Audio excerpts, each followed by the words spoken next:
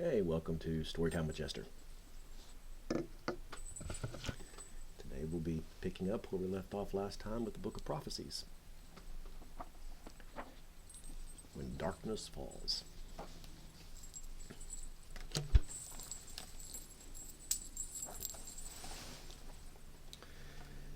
The tiny gnome grasped the colossal pick in his gnarled hands and went to work on the tunnel he had been excavating. The amount of earth he was able to chip away with each swing was enormous. His dark gray eyes almost gleamed as the pick finally broke through the hard-packed earth. Putrid air, smelling of foul mold, assaulted his nostrils. He broke away a section of rock big enough for his small frame to fit through. On the other side was darkness, but this proved no challenge for his eyes, which were accustomed to seeing in such. However, as he stepped through the hole into the room beyond, flames sprang to life from silver-cupped bronze cressets all along the walls as if they were greeting the presence of life, long forgotten in these halls. They emitted a strange rainbow effect, alternating from one color to the next as if in conjunction with the beating of his heart. The floor was a mixture of mottled green and dark red and purple feldspar. The weird lighting reflected off the polished floor, causing it to seem to move with each step he took. The inky black markings on the walls slithered back and forth, creating various forms as they moved. A feeling of nausea welled up in his stomach as he experienced all of these sensations at once.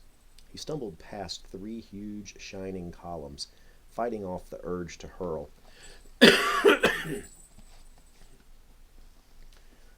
On the floor in front of him, a sickening purple light pulsated. With sweat dripping from his brow, he fought off his body's desire to slip into unconsciousness. His knees buckled, and he went sprawling downward, his hands catching his fall inches from the purple light. As he struggled to regain control of his senses, his eyes fixated on the object of his being here. On the other side of the pulsing purple light sat a massive throne of silver decorated with hundreds of sparkling stones, a fortune in precious gems. In an instant, his nausea was gone and his wits were about him. He jumped to his feet and, avoiding coming in contact with the purple light, made his way to the gem-encrusted throne. He took his dagger and, with a wicked smile on his face, began prying off the gems one by one and placing them in a large sack he brought along just for the occasion.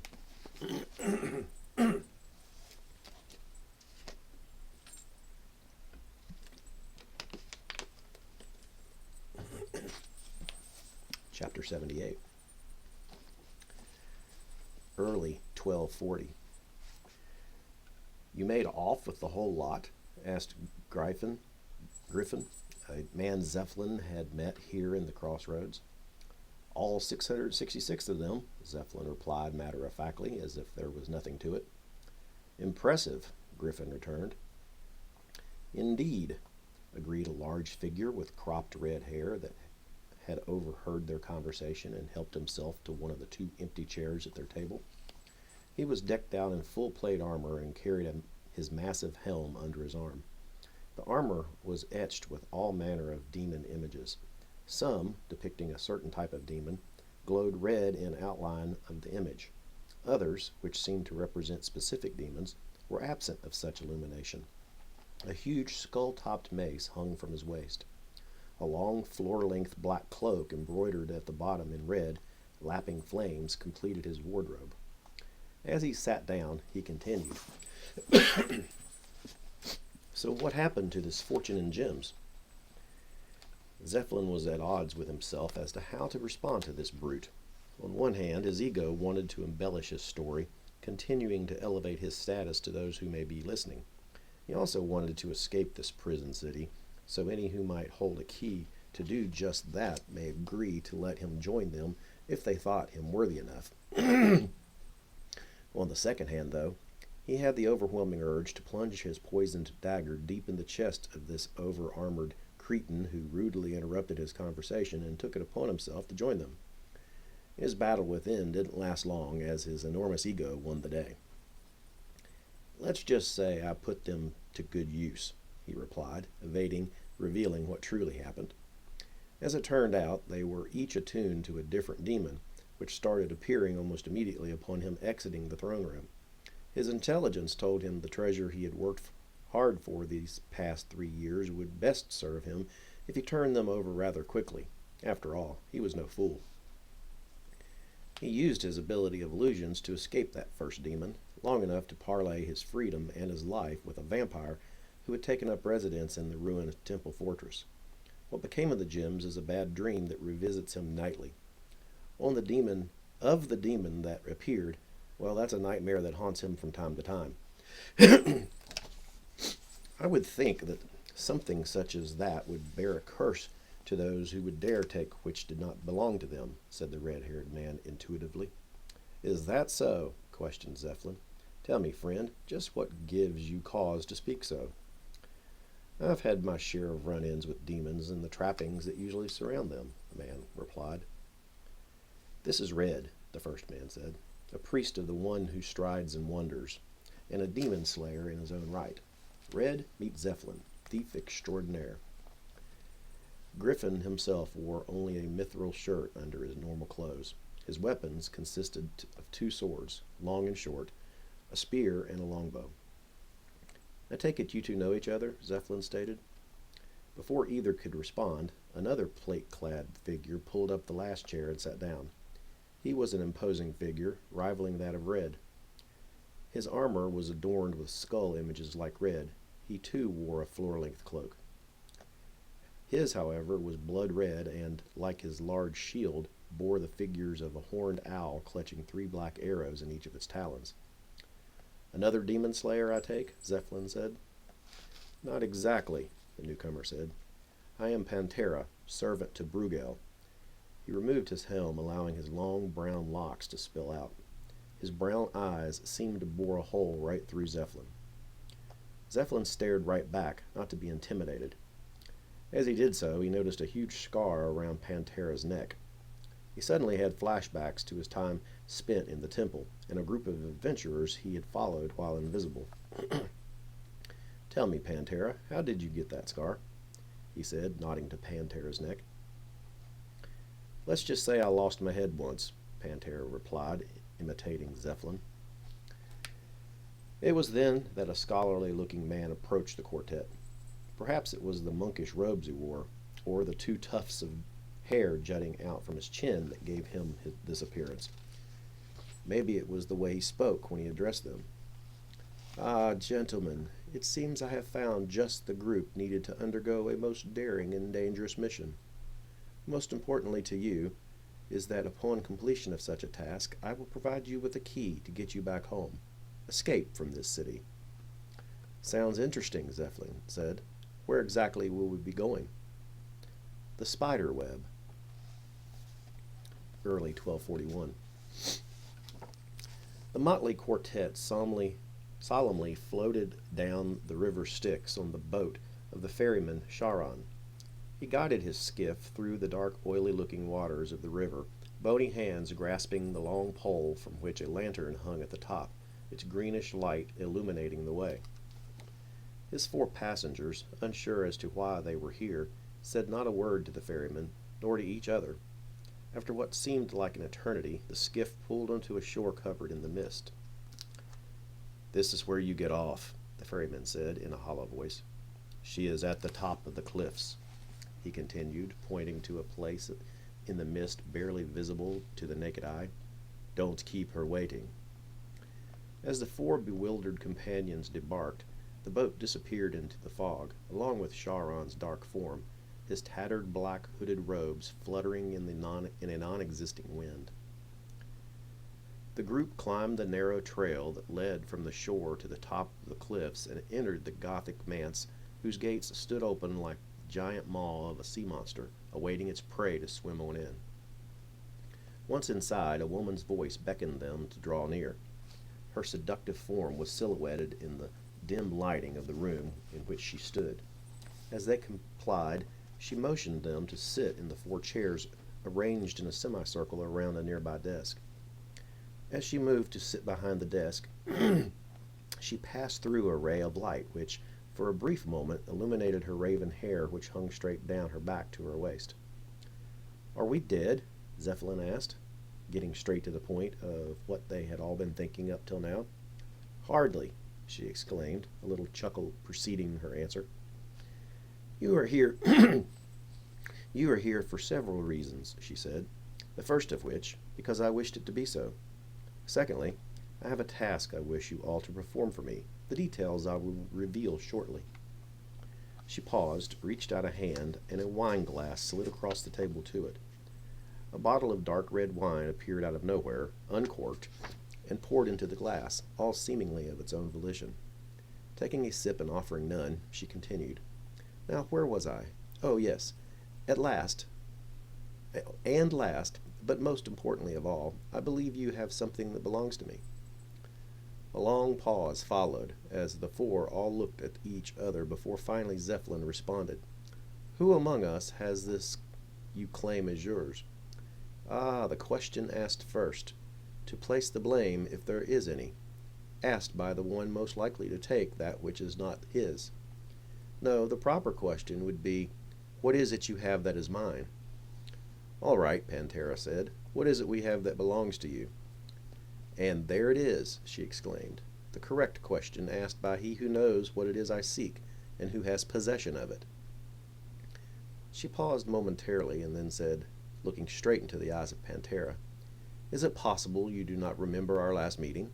You and your other companions foiled my plans of conquest. I would have slain them all right where they stood had it not been for your presence." She again paused, waiting for a sign of recognition. He knew it was the unicorn horn dagger she wanted. He did not know how he knew, but everything inside him told him this was true. But why would she want it? Ever since he changed allegiances from Hieronymus to Brugel, he has not been able to lay a hand on it without intense pain. He had to fashion a box to hold it so it didn't even contact him by accident. A gleam in his eye gave away his remembrance of their meeting some 12 years ago. "Ah, you do remember," she said gleefully. Her pride would have been damaged had he not. He reached into the sack that always hung at his side and retrieved the small box containing the dagger. He opened it, showing her what she hadn't laid eyes on in centuries. She gasped, as a flood of memories suddenly overwhelmed her. After a single heart-wrenching moment, she regained her composure and said, "Thank you, Pedius, for taking such good care of it." "I no longer go by that name," he said. "I am now called Pantera." "Pedius, Pantera, it makes no difference. To me you are known only by one name, Son." Chapter 79. The foursome had just about had their fill of the city of Holmgard. Eager at first to spread the good word of their liege lady among the world's needy, the 3 priestesses of the stalwart sentinel, led by a knight of the Lord of Light, found out quickly enough that 2 of their patron's tenets, strength of mind and perseverance in times of hardship, would be tested greatly in this capital of ruse. They had only been in the city 3 nights and already had been harassed by a watch patrol for spreading lies, had witnessed an execution by fire of what the residents called heretics, were accused of being a coven of witches led by a warlock, which, had one of the citizens who they had helped earlier in the day not stood up on their behalf, wouldn't have seen them added to the pyre, and now this latest affront. Bree, Grace, and Callie were in the market with Lyxandro, when he accidentally bumped into a young girl carrying a load of packages, which she promptly dropped all over the street. Lyxandro apologized and helped her pick up her packages, but the damage was already done. The girl became so enamored with him that she followed him around like a lost puppy until he couldn't take it anymore and had to say something. Big mistake. Due to his company of priestesses and the earlier whisperings of witchcraft, he was accused of attempting to beguile one of Holmgard's citizens. Bree had studied the history of the theocracy of ruse and had heard tell of how rigid and judgmental the populace were, but to see it displayed firsthand in all its sanctimony was something else entirely. They They are too self-righteous to see their own frailties, Grace said in whispered tones to her companions, afraid she might be overheard and receive the wrath of the city. During their short time in Home Guard, they had befriended a priestess of the Lady of Fate, who had experienced similar harassment. After talking to her over the course of an hour, she enlisted them to her aid in a mission she was unable to complete on her own. The task they were to perform would see them sneak into a mausoleum located within the city walls, under the cover of darkness. Unbeknownst to anyone, an evil cult located in the extensive sewer system under the city was performing the ritual that would open a gate to a specific location on an alternate world.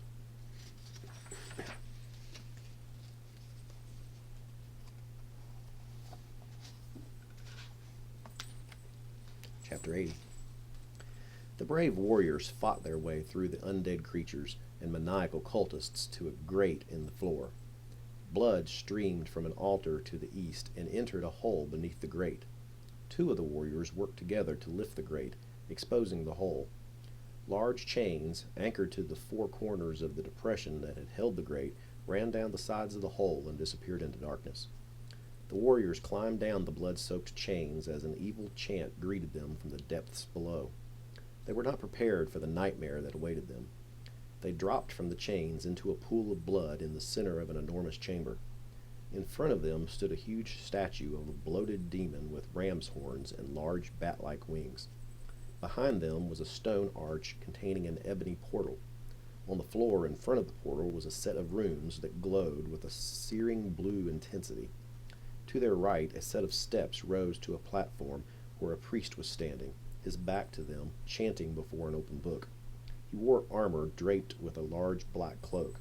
His helm was made from a ram, the head and horns covering his head, while the fur skin draped behind him over the cloak. They were immediately set upon by two skeletons that had been guarding the base of the steps. Dressed in the decaying finery and armor befitting a knight, they wielded their two-handed swords as if they intended to add to the pool of blood of their opponents, all the while the red pinpoints of light from their dark eye sockets flaring with each swing. The skeletons skillfully defended the priest while maneuvering the warriors closer and closer to the black portal where wispy tendrils began to emerge. One of the warriors managed to slip through the skeleton's defense just as the black tendrils grabbed the others and drew them screaming into the portal. The lone warrior charged across the pool of blood and up the steps, intent on stopping the foul ritual with the death of the priest. The priest turned, pointed a finger at the warrior, and spoke but one word. The last thing the warrior saw before his life force left him was the crazed look on the priest's face. And that, my friends, is where we will finish tonight's episode of Book of Prophecies. I hope you enjoyed it as much as I did reading it to you. And make sure you hit the like, subscribe, and notification bell. Make sure you share with all your friends. And also, as I don't have a patron tip jar or anything like that, if you would wish to support this channel, you can actually go to the About section on this channel, and there are links to the hardback, paperback, and ebook formats of what I'm reading to you, the Book of Prophecies. And you can purchase one of those, and that will help support this channel greatly, and it would be much appreciated. And until next time, and as always, see you soon.